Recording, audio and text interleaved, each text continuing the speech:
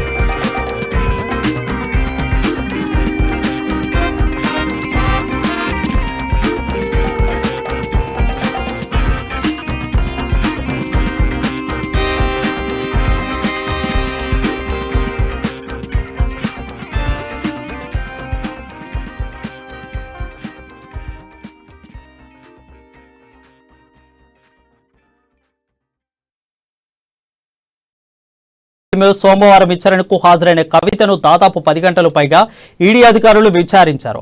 ఆ తర్వాత ED office నుంచి బయటకు వచ్చిన కవిత విజయ్ చిహ్నం చూపుతూ తన కారులో బయలుదేరారు. అయితే దీనిపై మరింత సమాచారం మా హైదరాబాద్ బ్యూరో ప్రణయ్ అందిస్తారు. ప్రణయ్, చెప్పండి, ఈ రోజు 11 గంటలకు కవిత ఈడీ విచారణకు వెళ్లనున్నారు. ఏం జరుగుతుంది? ఉత్కంఠ నెలకొంది. ఈరోజు ఉదయం 11 గంటలకు మరొకసారి ఎమ్మెల్సీ కవిత మరొకసారి ఈడీ విచారణకైతే హాజరు కావాల్సిన పరిస్థితి అయితే ఉంది. ప్రధానంగా మనం చూసుకుంటే నిన్న దాదాపుగా కూడా 10 గంటల 40 నిమిషాల పాటు కూడా కవితకి సంబంధించిన విచారణ కొనసాగింది. దాదాపుగా కూడా ఈ 10 గంటల 40 నిమిషాల పాటు జరిగినటువంటి విచారణకు సంబంధించి కవిత ఇప్పటివరకు ఎటువంటి సమాచారం అయితే ఇవ్వట్లేదు. అయితే ఈ విచారణలో ప్రధానంగా ఏ అంశాలపై కవితను విచారించారు అన్నటువంటి అంశాలపైన మాత్రం ఎటువంటి క్లారిటీ ఇవ్వట్లేదు అని తెలుస్తోంది.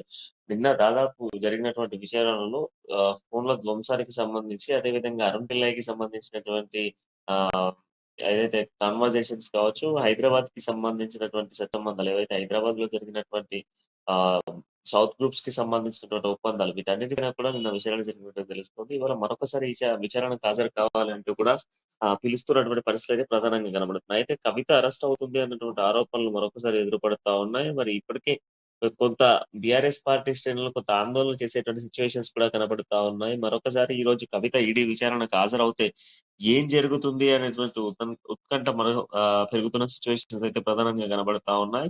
అయితే నిన్న జరిగినటువంటి విషయాలలో మనం చూసుకుంటే నిన్న జరిగిన దాంట్లో ప్రధానంగా అనేక ఇష్యూస్ అయితే కనబడతా ఉన్నాయి. కవిత చేసినటువంటి అనేక ఆహ్, ఆరోపణలకు సంబంధించి అంటే ఏదైతే ఫోన్‌ల ఫోన్‌ల ధ్వంసానికి కావచ్చు, అరుణ్ పిల్లయ్‌తో కన్వర్జేషన్స్ కావచ్చు, ఢిల్లీ ఆప్‌కి సంబంధించినటువంటి నేతలతో ఆహ్, మాట్లాడినటువంటి మాటలు కావచ్చు, ఇవన్నీ కూడా క్లియర్‌గా కీలకంగా కనబడుతున్న సిట్యుయేషన్స్ అయితే కనబడతా ఉన్నాయి. దీంట్లో ప్రధానంగా చూసుకుంటే కవిత నిన్న ఉదయం సమయంలో 10:30 గంటలకు ఈడీ కార్యాలయానికి వెళ్ళింది. ఈడీ కార్యాలయానికి వెళ్ళినటువంటి కవిత తిరిగి వచ్చేటప్పుడు మాత్రం నవ్వుతూ బయటకొచ్చిన సిట్యుయేషన్స్ కనబడినాయి.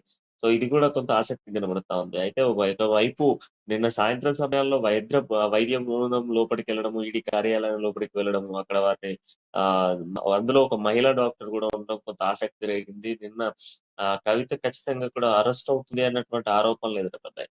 పూర్తిగా కూడా కవిత అరెస్ట్‌కి సంబంధించినటువంటి ఏర్పాట్లే జరుగుతున్నాయి అన్నటువంటి ఆలోచనలున్నాయి. దాంతో పాటుగా మనం చూసుకుంటే ప్రత్యేకంగా కూడా పోలీస్ బలగాలు గూడా అక్కడికి దిగిన సిట్యుయేషన్స్ అయితే కనబడుతూ ఉన్నాయి. సో, మళ్ళీ కవిత నిన్న బయటకొచ్చినటువంటి నేపథ్యంలో చాలా హ్యాపీగా కూడా బయటకొచ్చినటువంటి సిట్యుయేషన్స్ ఉన్నాయి. ఈరోజు మళ్ళీ 11 గంటలకు హాజరు కావాలి అని చెప్తా ఉన్నారు. ఏం జరగబోతుంది? ఏం జరగనుంది అనేది మాత్రం సస్పెన్షన్ కనబడతా ఉంది.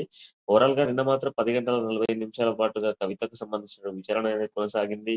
ప్రధాన అంశాలుగా చర్చించాల్సినటువంటి నేపథ్యంలోనే సౌత్ గ్రూప్స్‌కి సంబంధిత ఒప్పందాలు కావచ్చు, హైదరాబాద్‌లో కన్వర్జేషన్స్ కావచ్చు, అదే విధంగా లావాదేవీలకు సంబంధించి కావచ్చు, అరుణ్ పిల్లయ్‌తో ఉన్నటువంటి సత్సంబంధాలు కావచ్చు, ఢిల్లీ డిప్యూటీ సీఎం సిసోడియాతో అదే విధంగా ఇతర వ్యక్తులకు ఉన్నటువంటి ఆహ్, స్ ఏదైతే సత్సంబంధాలపై కూడా అడిగినట్టుగా తెలుస్తోంది. మరోవైపు చూస్తే ఈరోజు ఎంపీ మాగంటిని కూడా ఈడీ మరొకసారి విచారణకు హాజరు కావాలంటూ కూడా చెప్పిన సిట్యుయేషన్స్ అయితే కనబడుతున్నాయి. సో, ఓవరాల్‌గా మాత్రం 11 గంటలకు ఏం జరగబోతుందనేది మాత్రం ఆసక్తిగా కనబడుతున్న సిట్యుయేషన్స్ అయితే ఉన్నాయి వరుణ్. Thank you Pranay.